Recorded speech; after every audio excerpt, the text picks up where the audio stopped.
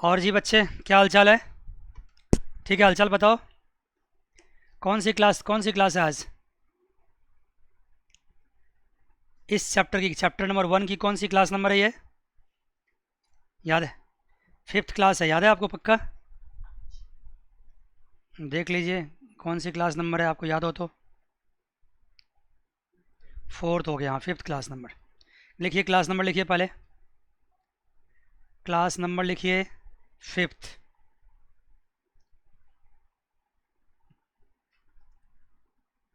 Class number 5th। और chapter चल रहा है अभी आपका 1। टॉपिक आपको दिख रहा होगा क्लास के ऊपर, सॉरी इसके जस्ट ऊपर दिख रहा होगा। क्या दिख रहा है? Users of accounting information. Users of accounting informations.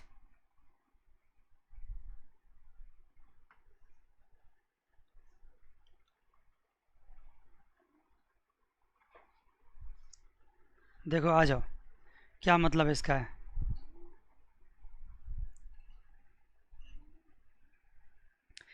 जो अकाउंटिंग आप करते हो, अल्टीमेटली कौन कौन से लोग हैं जो इस अकाउंटिंग इन्फॉर्मेशन को यूज़ करता है, किसको किसको ज़रूरत है इस इन्फॉर्मेशन की, that is called users of accounting informations.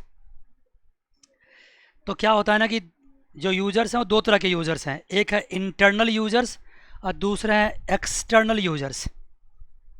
ठीक है, तो सबसे पहले मैं क्या लिखता हूँ, इंटरनल यूजर्स लिखो आप लोग भी। Internal users.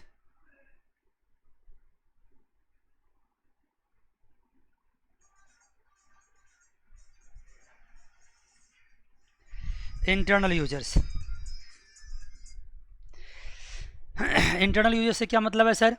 ऐसे यूजर्स जो बिजनेस के अंदर काम करते हैं और जिसके सपोर्ट से बिजनेस चल रहा है, जो बिजनेस का बेनिफिशियरी है किसी न किसी तरीके से, उन लोगों के लिए क्या यूज़फुल है ये, उसकी क्या ज़रूरत है, वो किस तरह से हमारे अकाउंटिंग इन्फॉर्मेशन को यूज़ करेगा। इंटरनल यूजर्स में सबसे पहला लिखो ऑनर। ऑनर समझ के कौन होता है? जो बिजनेस का मालिक। जो बिजनेस का मालिक।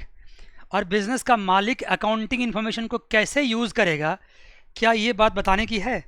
कितना आसान चीज़ है। बिजनेस का मालिक क्या करता है, वो अपना फाइनेंशियल पोजीशन देखता है कि हमारे पास एसेट्स कितने, हमारे पास लायबिलिटी कितने हैं, बिजनेस में कितना प्रॉफिट हुआ, बिजनेस में कितना लॉस हुआ, कौन कौन से और स्टेप्स लेने पड़ेंगे, क्या एडवांटेज है क्या डिसएडवांटेज है, सब कुछ ऑनर्स को चाहिए। तो भाई ये तो खुद से भी बना करके आप लिख सकते हो, अगर ऐसे तोता ऐसे रटवाऊँ मैं आपको ना, तो बहुत ही नुकसान आपको हो जाएगा। मैंने सिर्फ ये बताया कि हमारा इंटरनल यूजर्स में पहला कौन है? ऑनर।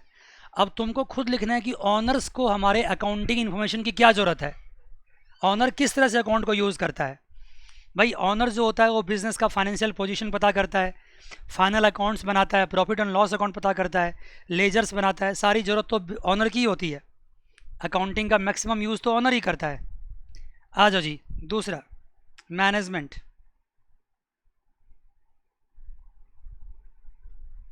अब आप कहोगे सर मैनेजमेंट और ऑनर क्या अलग अलग चीज़ है? ऑफ कोर्स अलग अलग चीज़ है। जो बड़े बड़े बिजनेसेस होते हैं ना, अब एक छोटे से दुकान की तुम बात करोगे तो उसमें ऑनर एंड मैनेजमेंट तुम्हें साथ साथ दिखाई देता है, लेकिन जब तुम बड़े बड़े बिजनेस की बात करोगे तो ऑनर अलग होते हैं और मैनेजमेंट अलग होती है। ठीक है, ऑनर का मेन मकसद होता है प्रॉफिट कमाना। लास्टली वो ये देखता है कि हमारा बिजनेस ग्रो कर रहा है और हम प्रॉफिट कमा रहे हैं। लेकिन जो ऑनर को प्रॉफिट कमा करके देता है, जो बिजनेस को रन करके देता है, वो कौन है? मैनेजमेंट है। ऑनर क्या कर रखा होता है, बहुत सारे डायरेक्टर्स बना रखे होते हैं, बहुत सारे मैनेजर्स बना रखे होते हैं, एक अच्छी खासी उनकी टीम होती है और वो टीम मिलकर परफॉर्म करती है, उसको मैनेजमेंट कहते हैं। तो बिज़नेस जो कमाती है अच्छा खासा, वो सब मैनेजमेंट की हेल्प से ही कमाती है। तो भाई मैनेजमेंट को भी अकाउंटिंग इन्फॉर्मेशन चाहिए। अगर मैनेजमेंट को अकाउंटिंग इन्फॉर्मेशन नहीं मिलेगा तो मैनेजमेंट सेलिंग प्राइस डिसाइड नहीं कर पाएगा, कॉस्ट डिसाइड नहीं कर पाएगा, प्रॉफिट नहीं निकाल पाएगा, नए प्रोजेक्ट्स नहीं बना पाएगा, नेक्स्ट ईयर बिजनेस की कॉस्ट कटिंग करने में उसको प्रॉब्लम होगी, सेलिंग प्राइस बढ़ाने में प्रॉब्लम होगी। नहीं बात समझे? अगर तुम मैनेजमेंट का हिस्सा तो तुम क्या चाहोगे? तुम चाहोगे एवरी ईयर हमारा प्रोडक्ट अच्छा बने लेकिन कॉस्ट हमारी क्या लगे? कम से कम लगे। हमारा प्रॉफिट ज़्यादा से ज़्यादा हो लेकिन कॉस्ट कम से कम हो। और ऐसा करने के लिए तुम्हें सारा अकाउंटिंग इन्फॉर्मेशन तुम्हारे टेबल पे होना चाहिए। जब तक अकाउंटिंग इन्फॉर्मेशन तुम्हारे टेबल पे नहीं होगा तब तक तुम कोई भी डिसीजंस नहीं ले पाओगे। इसलिए मैनेजमेंट भी कौन है? इंटरनल यूजर्स है। तीसरा आ जाओ। तीसरा इंटरनल यूजर्स है employee and workers. Employee and workers. कहोगे सर इसको क्या ज़रूरत है हमारे अकाउंटिंग इन्फॉर्मेशन की? भाई बहुत ज़रूरत है। मान लो तुम किसी कंपनी के साथ जुड़ना चाहते हो, किसी कंपनी में नौकरी करना चाहते हो, तो पता है नौकरी करने से पहले तुम क्या ढूंढोगे? उस कंपनी का परफॉर्मेंस चेक करोगे, नहीं करोगे? बताओ कि एक्चुअली कंपनी कितना लंबा चलने वाली है, कितना कमा रही है, कितने लंबे रेस का घोड़ा ये कंपनी है। ऐसा तो नहीं है कि आने वाले 1-2 साल में कंपनी बंद होने वाली है। और तुम ऐसे किसी भी कंपनी से जुड़ना पसंद नहीं करोगे जो कंपनी आने वाले वक्त में क्या हो, बंद होने वाली हो, या जिसका प्रॉफिट ठीक ठाक नहीं हो, जो स्ट्रगल कर रही हो। तुम कोई अच्छे कंपनी से जुड़ना चाहोगे, भले ही कंपनी नई हो, भले कंपनी का कैपिटल कम हो, लेकिन प्रॉस्पेक्ट्स अच्छा दिखे, ग्रोथ अच्छा दिखे, तो हर चीज़ को देख के समझ के तुम कंपनी के साथ जुड़ना चाहोगे। और ऐसा देखने और समझने के लिए तुम्हें भी क्या चाहिए? तुम्हें भी अकाउंटिंग इन्फॉर्मेशन चाहिए। एम्प्लॉय को भी अकाउंटिंग इन्फॉर्मेशन चाहिए। तो ये कहना कि एम्प्लॉय को ज़रूरत नहीं पड़ता है, एकदम गलत है। एम्प्लॉय को भी अकाउंटिंग इन्फॉर्मेशन की ज़रूरत पड़ती है। वो भी इस बात पे नज़र रखता है कि हमारा बिजनेस आने वाले समय में ग्रो करेगा या नीचे जाने वाला है। मान गए बच्चे? यहाँ तक बात क्लियर है? आइए जी इसका दूसरा लिखिए। इसका दूसरा है एक्सटर्नल यूजर्स।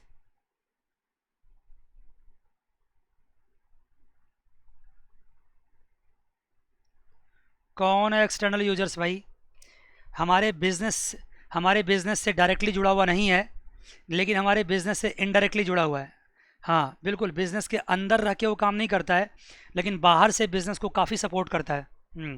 जैसे हमारा बैंक्स, बिल्कुल जैसे हमारे बैंक्स एंड फाइनेंशियल इंस्टीट्यूशंस।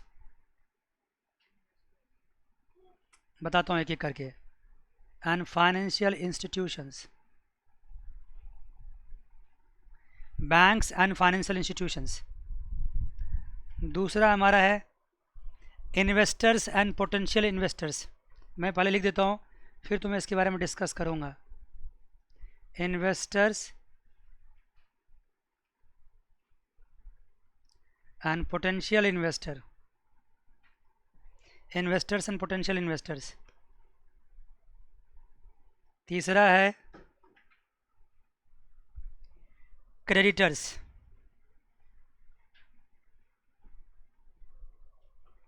चौथा है government and it's authorities.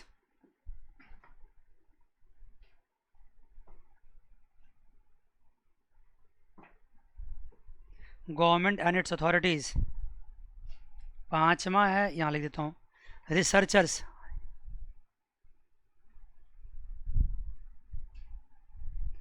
Sixth है कंज्यूमर्स। और सेवेंथ है पब्लिक एट लार्ज। अब देखो जी, इन सब लोगों को हमारे अकाउंटिंग इन्फॉर्मेशंस की क्या ज़रूरत पड़ती है। अब देखिए, जो बैंक है या कोई भी फाइनेंशियल इंस्टीट्यूशंस है, वो आपको क्या हेल्प करती है? आपको लोन देती है, ज़रूरत पड़ने पर आपके बिज़नेस में इन्वेस्ट करती है, पैसा लगाती है आपके बिज़नेस में वो। लेकिन क्या बैंक किसी भी बिज़नेस को पैसा दे सकती है? बताओ। बैंक पैसा देने से पहले ना आपका सारा डॉक्यूमेंट चेक करेगी, कहेगी प्रॉफिट लॉस अकाउंट लेके आओ, ट्रेडिंग अकाउंट लेके आओ, अपनी बैलेंस शीट लेके आओ, 1 साल नहीं 5 साल का लेके आओ, 6 साल का लेके आओ, मैं सारा रिकॉर्ड देखूंगा तुम्हारा बिजनेस कैसे परफॉर्म कर रहा है। अगर तुम्हारे बिजनेस का रिकॉर्ड अप टू डेट होगा, अच्छा होगा, ग्रोथ प्रोस्पेक्ट होगा, तो बैंक भी क्या करेगी? फिर आपको सपोर्ट करेगी, आपको लोन देगी। हो सकता है इंटरेस्ट रेट भी कम चार्ज करे आपसे। तो बैंक को भी आपके अकाउंटिंग इन्फॉर्मेशन की ज़रूरत है, ये बात आप समझ गए। और देखो ना, ये ऐसी सिंपल बात है जो एक बार मैं समझा देता हूँ ना, तो उसके बाद थोड़ा सा बना करके आपको खुद भी एग्जाम में लिखना पड़ेगा। अगर हर चीज़ मैं लिखाऊँ यहाँ पे तो ऐसी पढ़ाई हो जाएगी, ये फिर बहुत नुकसानदायक आपके लिए होगा। आइए जी बच्चों, देखिए नेक्स्ट कौन है? Investors and potential investors. देखो जी, इन्वेस्टर्स कौन होता है? जो आपके बिजनेस में पैसा लगा रखा है वो इन्वेस्टर्स है। पोटेंशियल इन्वेस्टर कौन होता है? जो पैसा अभी तो लगा नहीं रखा है लेकिन आने वाले वक्त में पैसा लगाना चाहता है, उसको बोलते हैं पोटेंशियल इन्वेस्टर। बात समझ गए जी? फिर से बोलूं, जो आपके बिजनेस में पैसा ऑलरेडी लगा रखा है वो इन्वेस्टर्स है, लेकिन जो आने वाले वक्त में पैसा लगा सकता है वो पोटेंशियल इन्वेस्टर्स है। तो भाई ये इन्वेस्टर्स हो या पोटेंशियल इन्वेस्टर्स हो, दोनों को क्या चाहिए? दोनों को आपका अकाउंटिंग इन्फॉर्मेशन चाहिए, क्योंकि पैसा लगाने से पहले वो भी देख लेना चाहता है कि आपकी क्या हैसियत है, आपके अकाउंट्स में कितने प्रॉफिट दिख रहे हैं, कितने लॉसेस दिख रहे हैं, बैंक में क्या बैलेंसेस है, कैश बुक की क्या पोजीशंस है, आपका सेल्स कितना, आपका टर्नओवर कितना है, हर चीज़ देखना चाहता है बंदा। आ जाओ क्रेडिटर्स। क्रेडिटर्स भी सेम कहानी है, जैसे इन्वेस्टर्स पोटेंशियल इन्वेस्टर्स है वैसे क्रेडिटर्स भी है। बस इन्वेस्टर्स क्या होता है? लॉन्ग टर्म इन्वेस्टर होता है, और क्रेडिटर्स क्या होता है? शॉर्ट टर्म इन्वेस्टर होता है। क्रेडिटर भी आपको उधार देता है गुड्स 3 महीने के लिए, 4 महीने के लिए, 5 महीने के लिए। तो कोई भी क्रेडिटर्स, कोई भी उधार देने वाला बंदा आपको तभी उधार देगा जब आपकी फाइनेंशियल पोजीशन क्या होगी? साउंड होगी। तो इसको भी क्या देखना पड़ेगा? आपका कैश बुक, आपका बैलेंस शीट, आपका प्रॉफिट लॉस, आपका ट्रेडिंग, आपका पूरा सिस्टम चाहिए इनको भी। सिमिलरली गवर्नमेंट, गवर्नमेंट को क्यों चाहिए भाई? गवर्नमेंट आपसे टैक्स लेती है ना, तो गवर्नमेंट आपके अकाउंटिंग इन्फॉर्मेशन पर नज़र रखेगी कि भाई कितना कमा रहा बंदा, जितना कमाएगा उसके हिसाब से टैक्स देगा। तो आपके प्रॉफिट लॉस अकाउंट पे इसकी भी नियत, इसकी भी नज़र रहती है गवर्नमेंट की भी, क्योंकि उसको टैक्स चाहिए। रिसर्चर्स, जो लोग बिजनेस में रिसर्च करते हैं वो बड़ी बड़ी कंपनीज़ का अकाउंट उठा लेते हैं, उसका फ़ोटो कॉपी मांगते हैं उनसे, भाई आपकी ग्रोथ स्टोरी क्या है, आप कैसे इतना ग्रो कर गए, आप 10 साल पहले मार्केट में आए थे, आप इतना आगे बढ़ गए हैं, क्या कहानी है आपकी, ऐसा क्यों हो गया? तो फिर वो क्या करेगी? आपके पास पहुंचेगी, आपसे रिक्वेस्ट करेगी, आपसे अकाउंटिंग इन्फॉर्मेशन की डिमांड करेगी, आप उसको दोगे, और वो अकाउंट का पूरा एक एक चीज़ को पढ़ करके ये पता लगाने की कोशिश करेगी कि आखिर बिजनेस ने क्या किया, इतने कम टाइम में इसने क्या किया जो इतना आगे बढ़ गया।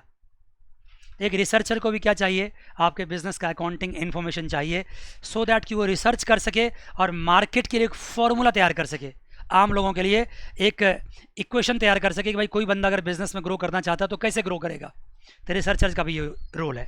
कंज्यूमर्स, भाई कंज्यूमर भी तो सामान खरीदने से पहले देखना चाहता है ना कि बिज़नेस का क्या रेटिंग्स है, बिज़नेस क्या कमाती है, बिज़नेस कितने लंबे समय तक मार्केट में टिकने वाली है, इसकी क्या क्रेडिबिलिटी है, क्या विश्वसनीयता है, इसका सामान खरीदना चाहिए कि नहीं खरीदना चाहिए। तो कंज्यूमर्स भी देख लेती है। आप देखते हो सामान मार्केट में परचेज करने आते हो ना, तो ब्रांड देखते हो पहले कि क्या ब्रांड वैल्यू सामान की है। तो आपको अगर किसी कंपनी का ब्रांड पसंद है या बिलीव है तो फिर फटाफट सामान खरीद लोगे। तो कंज्यूमर्स भी पेपर के थ्रू, न्यूज़पेपर के थ्रू, मैगजीन्स के थ्रू, इंटरनेट के थ्रू बैलेंस शीट चेक करती रहती है कंपनी का, देखती रहती है कि किस कंपनी का कितना परफॉर्मेंस है। और पब्लिक भी ना किसी कंपनी का शेयर परचेज करती है, पता है तुम्हें? अभी शेयर के बारे में उतनी जानकारी आपको नहीं होगी, लेकिन आप जानते हो जो बड़े बड़ी कंपनी होती है ना, मार्केट में शेयर इशू करती है, और वो शेयर कौन खरीदता है उसका? पब्लिक। म्यूचुअल फंड इशू करती है, कौन खरीदता है? पब्लिक। डिवेंचर इशू करती है, कौन खरीदता है? पब्लिक। तो पब्लिक भी छोटे छोटे इन्वेस्टर्स होते हैं, और वो पैसा लगाते हैं किसी बिजनेस में, और लगाने से पहले क्या करते हैं? वो चेक करते हैं उसके अकाउंटिंग परफॉर्मेंस को। और इसको जानकारी कहाँ से मिलती है? इंटरनेट से मिलती है, पेपर से मिलती है, वेबसाइट से मिलती है। वो जाकर वहाँ पता करती है भाई कंपनी का क्या परफॉर्मेंस है। तो आपने देखा कि हर किसी के अपने अपने इंटरेस्ट हैं, और हर कोई अपने अपने इंटरेस्ट के हिसाब से मतलब इंटरनल यूजर्स है या एक्सटर्नल यूजर्स है, हर किसी को अकाउंटिंग इन्फॉर्मेशन चाहिए। इसलिए अकाउंट की बहुत ज़रूरत पड़ती है। हर बिजनेसमैन अकाउंटिंग सेक्शंस पे काफ़ी खर्च करता है और अकाउंटिंग को ढंग से प्रेजेंट करता है। तो ये तो हो गया भाई यूजर्स ऑफ अकाउंटिंग इन्फॉर्मेशन, आपको याद रखना पड़ेगा, क्योंकि मैंने देखा है कभी कभार एग्जामिनेशन में छोटे छोटे मार्क्स के क्वेश्चन ये आ जाते हैं एग्जाम में। आइए एक छोटा सा टॉपिक और यहाँ दिख रहा है, लिखते जाइए साथ साथ, और वो टॉपिक है इज़ अकाउंटिंग एन आर्ट और साइंस।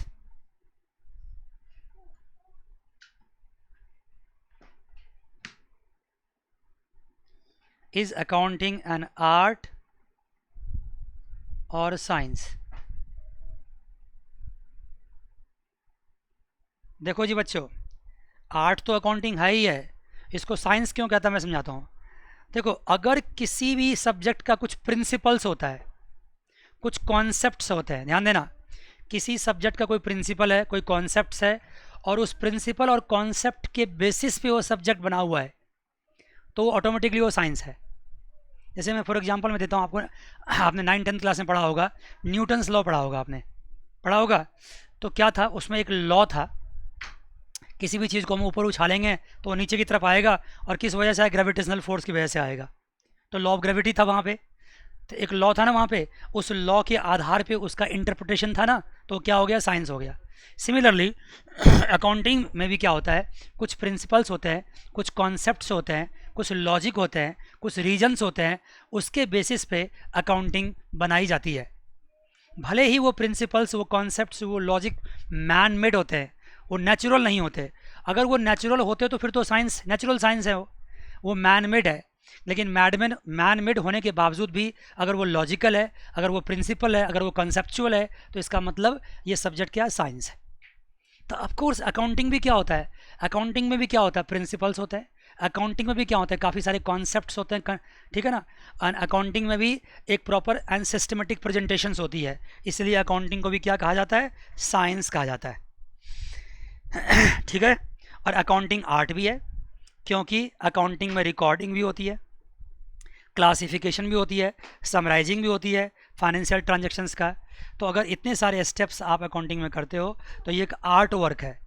लेकिन जो भी आर्ट वर्क आप करते हो वो आर्ट वर्क किसी न किसी लॉजिक या कॉन्सेप्ट पे बेस्ड है, इसलिए इसको साइंस भी कहा जाता है। मान गए? आइए आइए मैं एक सेंटेंस लिखा देता हूँ आपको, लिखो लिखो जी, लिखो। Art is the technique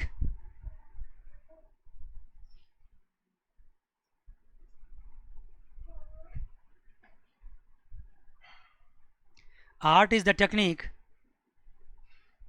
which helps us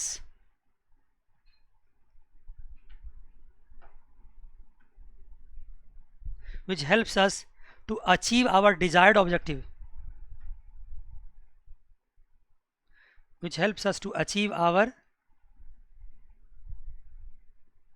desired objective, desired objectives.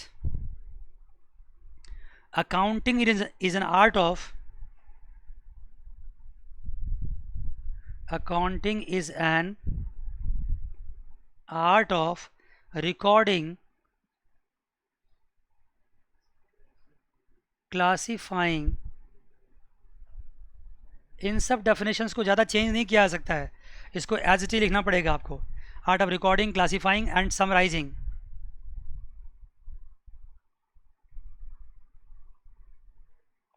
Summarising financial transactions.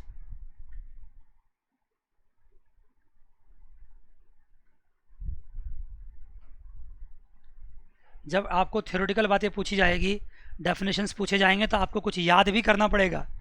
ये समझ लीजिए अकाउंटिंग में 10-20% रटने का भी महत्व है, अकाउंटिंग नहीं हर सब्जेक्ट में। क्योंकि आप कितना चीज़ को बना बना के लिख पाओगे, तो कुछ बातें पढ़ते पढ़ते बंदे को याद हो जाना चाहिए।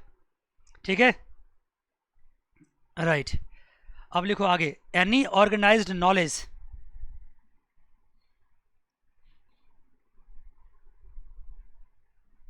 any organized knowledge, any organized knowledge based on certain basic principle, certain basic principles, based on certain basic principles, is a science, is a science. Accounting is also a science.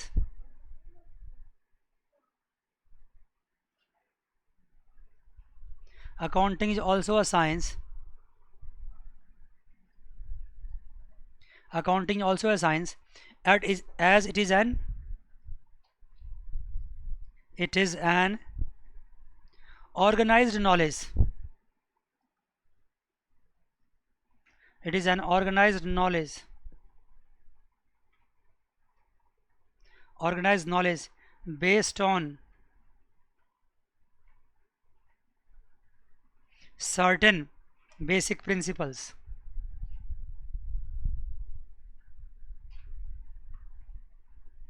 Certain basic principles, इसलिए इसको क्या कहा गया, organised knowledge कहा गया, इसलिए science भी है। चलिए, कभी अगर पूछा जाएगा तो आप ये भी एक्सप्लेन कर पाओगे, अब मुझे विश्वास है। आइए जी बच्चों, सिस्टम ऑफ अकाउंटिंग लिखिए कि अगर अकाउंटिंग हम करेंगे तो उसमें कौन सा सिस्टम अडॉप्ट करेंगे। Systems of accounting.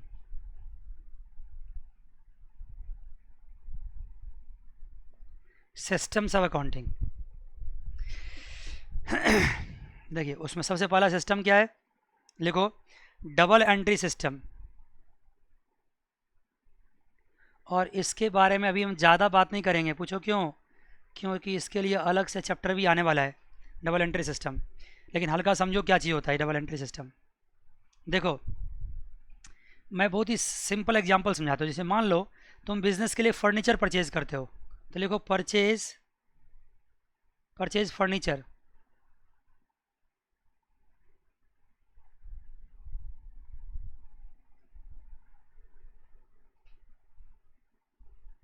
क्या करते हो? फर्नीचर परचेज करते हो। तो परचेज फर्नीचर मान लो रुपीज़ कितने का? 1 लाख रुपए का। और 1 लाख रुपए का तुम फर्नीचर परचेज किए। देखो, दो बातें हुई इसमें देखना। एक बात तो ये हुई कि फर्नीचर खरीद करके बिजनेस में आएगा। Furniture comes in business. Furniture comes in business में आया, नहीं आया बताओ? दूसरा क्या हुआ? दूसरा हुआ कैश गोज आउट। दूसरा क्या हुआ? Cash goes out. एक तो फर्नीचर आया और दूसरा कैश गया, नहीं हुआ? बताइए। एक तो फर्नीचर आया और दूसरा कैश गया। एक्चुअली क्या होता है कि हम अपनी प्रैक्टिकल लाइफ में कोई एक चीज़ ध्यान रखते हैं। अगर मुझे अपने घर के लिए कोई फर्नीचर खरीदना है तो हम सिर्फ ये ध्यान रखते हैं कि फर्नीचर मैंने खरीद के लाया। हम ये नहीं देखते कि मेरा पॉकेट से पैसा भी गया। लेकिन बिजनेस क्या करती है? दोनों आस्पेक्ट को रिकॉर्ड करती है। फर्नीचर आया उसको भी रिकॉर्ड करती है और कैश गया उसको भी रिकॉर्ड करती है। मान गए जी? अगर ऐसा रिकॉर्डिंग हम करते हैं तो ये रिकॉर्डिंग कहलाता है डबल एंट्री सिस्टम। क्या कहलाता है ये कहलाता है डबल एंट्री सिस्टम। अगर ऐसा रिकॉर्डिंग हम करते हैं तो इसको बोलते हैं डबल एंट्री सिस्टम। मान गए? एक और एग्जांपल ले लो। जैसे मान लो मैंने रेंट पेड किया। तो रेंट पेड किया, इसमें तो क्या क्या हुआ? रुपीज़ मान लो 10,000। इसमें दो बातें हुई। एक तो रेंट पेड हो गया, एक बात तो ये हुआ। और दूसरी बात हुई कैश गोज आउट। भाई रेंट पे करोगे तो कैश भी तो जाएगा। तो रेंट पेड भी 10,000 का हुआ और साथ साथ बिजनेस से कैश भी कितने का गया? 2,000 गया। आपने देखो दो दो इफेक्ट रिकॉर्ड किया है। तो जितने भी बिजनेस ट्रांजेक्शन्स होते हैं, देखो every business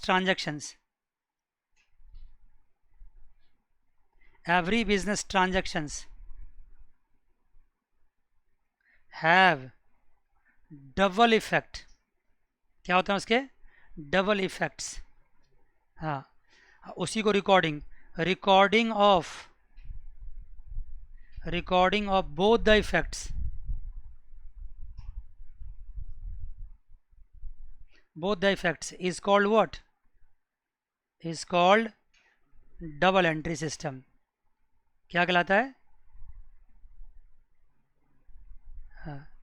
recording of both the effect is called double entry system. दोनों इफेक्ट को रिकॉर्ड करते हैं तो उसी को हम डबल एंट्री सिस्टम कहते हैं। मान गए? Yes sir. अब देखना, अब आ जाओ दूसरा सिस्टम क्या होता है। वो होता है सिंगल एंट्री सिस्टम।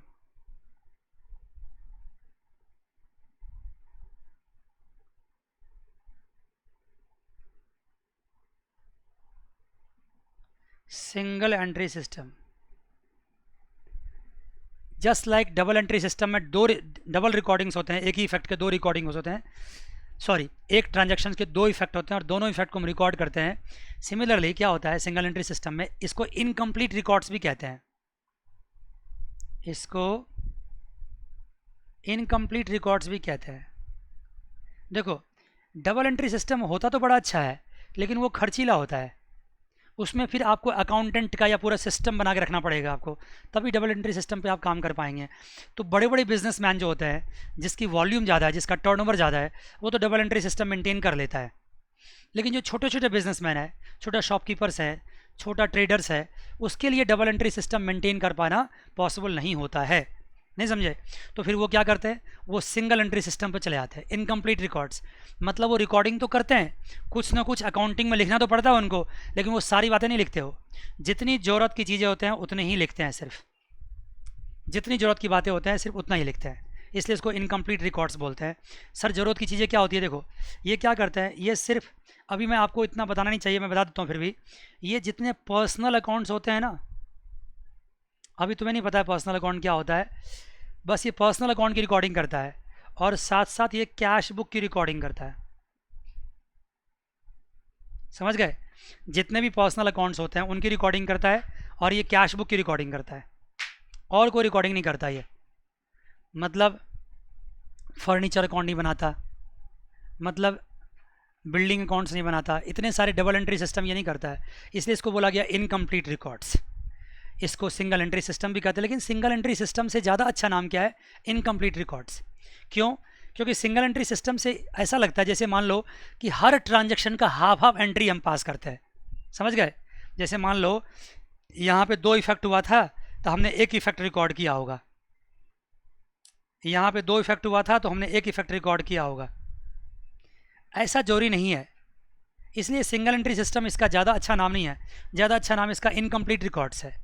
मतलब जितनी बातें हमें रिकॉर्ड करनी चाहिए हम सारी बात रिकॉर्ड नहीं करते हैं, लेकिन जो इंपॉर्टेंट चीज़ है उन सबको रिकॉर्ड करते हैं, इसलिए इसको सिंगल एंट्री सिस्टम कहा जाता है। और सिंगल एंट्री सिस्टम छोटे छोटे बिजनेसमैन के लिए बहुत ही बढ़िया सिस्टम है, और इससे उनका प्रॉफिट लॉस सब कुछ निकल जाता है काफ़ी कम खर्चे में। ठीक है जी, तो ये कहानी है। अगले पेज पे आप आइए, देखिए क्या क्या और कुछ बातें इन्होंने क्या रखा है। Features of double entry system आपको खुद पढ़ना है, मैं इसको नहीं पढ़ाऊंगा क्योंकि ये सब वही बातें हैं। It maintains the complete records, it recognises the two folds aspects of every transactions, अभी जस्ट आपसे बात की मैंने। और जो 2 इफेक्ट्स होते हैं ना, एक इफेक्ट होते हैं डेबिट और दूसरे इफेक्ट होते हैं क्रेडिट। लेकिन अभी डेबिट एंड क्रेडिट मैंने आपको मीनिंग नहीं समझाया ना, इसलिए मैं डेबिट एंड क्रेडिट पे ज़्यादा फोकस नहीं करना चाहता अभी। इसके लिए सेपरेट चैप्टर आएगा तो डेबिट एंड क्रेडिट पे भी हम फोकस करेंगे। समझ गए? सिंस मैं बार बार कह रहा हूँ कि आप ये मत समझना कि मैं कुछ छोड़ रहा हूँ यहाँ पे, मैं ये कह रहा हूँ कि ये डबल एंट्री सिस्टम और डेबिट एंड क्रेडिट इतना इंपॉर्टेंट है कि आने वाले 1 2 3 चैप्टर्स लगातार इसके बारे में ही पढ़ना है, इसे चिंता नहीं करना, बहुत डिटेल इसके बारे में स्टडी होने वाली है। I am sorry. आगे देखो, in this system one aspect of transaction is debited and the other is credited, अभी जस्ट समझाया मैंने आपको। उसके बाद इसी में क्या होता है कि हम लेजर्स बनाते हैं, जर्नल्स बनाते हैं, ट्रायल बैलेंस बनाते हैं, ये फीचर से डबल एंट्री सिस्टम में आ गया। Stage of double entry system, क्या क्या स्टेज होते हैं? पहला स्टेज में जर्नल बनता है या बुक कीपिंग होता है। पहला स्टेज में क्या होता है? Journals and book keeping. दूसरे स्टेज में क्या होता है? लेजर्स बनते हैं एंड ट्रायल बैलेंस बनते हैं। और तीसरे स्टेज में फाइनल अकाउंट्स बनते हैं। मान गए जी? हाँ, इसको लिखने की ज़रूरत नहीं है, ये आने वाले समय में अपने आप समझ में आ जाएगा आपको। फिर भी मैं पूछता हूँ, बताओ स्टेज क्या होता है? पहला स्टेज में क्या करते हैं आप? जर्नल्स। दूसरे स्टेज में लेजर्स एंड ट्रायल बैलेंस, और तीसरे स्टेज में final accounts. Advantages of double entry system, scientific होता है, कंप्लीट रिकॉर्ड्स होता है, अर्थमेटिकल एक्यूरेसी होता है, ठीक है, determining of profit and loss, knowledge of financial position, full details for the purpose of control, comparative study होती है, help management in decision making होता है। भाई जब डबल एंट्री सिस्टम है तो प्रॉपरली साइंटिफिक बेस्ड सिस्टम है, तो हर तरह का फ़ायदा आपको पहुंचेगा इससे। Detection of fraud and miss appropriations, अगर आपका बिजनेस डबल एंट्री सिस्टम पे काम करता है तो समझ लो आपको काफ़ी सारे फ़ायदे हैं। आपका सिस्टम साइंटिफिक है, आपको कंप्लीट रिकॉर्ड्स मिलता है, अर्थमेटिकल एक्यूरेसी होती है, अगर कहीं पैसे का कोई झोल वोल दिखता है तो सारा क्लियर हो जाता है डबल एंट्री सिस्टम पे। तो मैं तो आपको कहता हूँ कि डबल एंट्री सिस्टम का एडवांटेजेस आप तभी समझ पाओगे बढ़िया से, जब डबल एंट्री सिस्टम पे कुछ क्वेश्चंस आपको हम करके दिखाएंगे तो ज़्यादा बढ़िया समझ पाओगे। आगे कहानी है accounting, accounts from incomplete records, ये मैं समझा दिया आपको। इनकम्प्लीट रिकॉर्ड्स में सारी जानकारी रिकॉर्ड नहीं होती है, जो मेन जानकारी होती है सिर्फ उसी को रिकॉर्ड करते हैं। और मेन जानकारी क्या है sir? Personal accounts and cash book. देखो ना, इसी टॉपिक में एक लाइन लिखा हुआ है, instead of maintaining all the records, instead of maintaining all the records only personal account and cash book are maintained under this system. और ये बातें अभी ये क्या बता रहा मैंने पहले ही बोल दिया। ठीक है जी बच्चे, तो मैंने डबल एंट्री सिस्टम पे और इनकम्प्लीट रिकॉर्ड्स को थोड़ा जल्दी निपटाया है, हल्का से इसका मीनिंग बता करके, क्योंकि मैं जानता हूँ कि मुझे आने वाले वक्त में इसको पढ़ाने का काफ़ी मौका मिलेगा, काफ़ी मिलेगा। तो जब मौका मुझे मिलना ही है तो मैं इस चैप्टर में इसको क्यों अननेसेसरी टाइम बर्बाद करूँ आपका। ठीक है, तो ये चैप्टर फिर यहीं पे कंप्लीट होता है। मान गए? कुछ पूछना चाहते हो तो पूछ लो आप मेरे से। कुछ पूछना चाहते हो? नहीं, तो चैप्टर तो कंप्लीट होता है, लेकिन कुछ टाइम बचा हुआ है तो मैं ऐसा करता हूँ, कुछ क्वेश्चंस आपसे पूछता हूँ मैं, आप मुझे जवाब दीजिएगा उसका। देखिए एमसीक्यू क्वेश्चंस हैं। सेलेक्ट द करेक्ट अल्टरनेटिव, कुछ अल्टरनेटिव है उसको आपको करेक्ट उसमें से चूज करना है। बुक कीपिंग एंड अकाउंटिंग, पहला बात, means same and are used interchangeably, मुझे तो नहीं लगता है, गलत है ये। B, does not mean same and are not use interchangeably. C, mean both A and B. और उसके बाद क्या लिखा हुआ है? D, none of the above. अब बताओ इसका क्या सही आंसर होगा? इसका सही आंसर है कि बुक कीपिंग एंड अकाउंटिंग का मीनिंग सेम नहीं होता है और दोनों का एक दूसरे के लिए इंटरचेंजेबली यूज़ नहीं है, दोनों का डिफरेंट डिफरेंट मीनिंग है। बुक कीपिंग का मतलब अलग होता है, अकाउंटिंग का मतलब अलग होता है। आपको याद होगा मैंने कहा था बुक कीपिंग जहाँ पे कंप्लीट होता है वहीं से अकाउंटिंग क्या होता है? स्टार्ट होता है, याद है? हाँ, आगे देखो, अकाउंटिंग का मतलब क्या? अकाउंटिंग इंक्लूड्स बुक कीपिंग, क्या सही है बात? दूसरा, does not include book keeping, may और may not include book keeping, none of this. Second का देखो, अकाउंटिंग जब आप करते हैं ना तो अकाउंटिंग का दायरा बड़ा होता है, रेंज बड़ा होता है, इसका ए ऑप्शन होगा क्योंकि अकाउंटिंग में बुक कीपिंग भी इंक्लूड हो जाता है। ठीक है, which of the following will not be recorded in the books of accounts, किसको आप रिकॉर्ड नहीं करोगे? सेल ऑफ गुड्स रिकॉर्ड करेंगे, पेमेंट ऑफ सैलरी रिकॉर्ड करेंगे, क्वालिटी इन स्टाफ ये रिकॉर्ड नहीं करेंगे। भाई किसी स्टाफ की क्या क्वालिटी मुझे क्या पता है, तो इसको रिकॉर्ड नहीं करेंगे। Book keeping is concern with recording financial data relating to business operations. Book keeping का किससे कंसर्न है? Concern with recording financial data relating to business operation. हाँ, दूसरा कह रहा है designing for system recording classifying summarising and recorded datas, designing for system. हाँ, तीसरा पॉइंट है interpreting data for internal external users, नहीं, ऑल ऑफ द अबव। क्या काम बुक कीपिंग का? फोर्थ का क्या काम है? ए पार्ट है recording financial data relating to business transactions, जितने भी फाइनेंशियल डेटा होते हैं उसको रिकॉर्ड करते हैं और जो बिजनेस से रिलेटेड होते हैं उनको रिकॉर्ड करते हैं।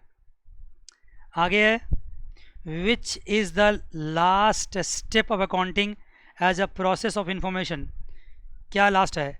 रिकॉर्डिंग, हाँ, recording of transactions, preparation, communication, analysis, interpretations.